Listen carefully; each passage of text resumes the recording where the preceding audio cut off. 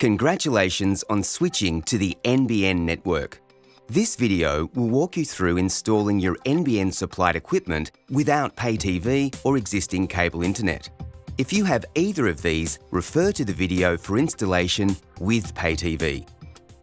You will need to use the following equipment from your NBN connection kit: an NBN connection box, a white cable, a black power adapter, and an NBN sticker. First, locate your cable wall outlet inside your premises. It will look similar to this or this. Using the NBN white cable, screw one end into the wall outlet and the other end into the white panel on the back of your NBN connection box. Next, insert the black NBN power adapter into the black power port. Plug the other end into a power outlet. Switch on the power to start up your NBN connection box. It may take up to 10 minutes for it to activate. If you don't get solid green lights on your NBN connection box, check that the white cable is connected securely. If it is, try another wall outlet.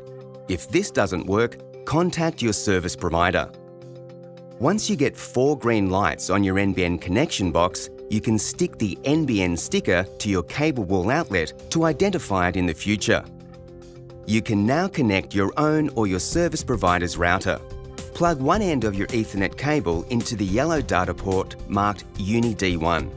Then plug the other end into the router. You can now power up the router to start enjoying your connection to the NBN network. Solid lights on the front panel may indicate your router is working. If you have any issues, contact your service provider. Your devices can connect via Wi-Fi to your router. To connect your router via Ethernet cable to your home phone or other equipment, see your service provider's instructions.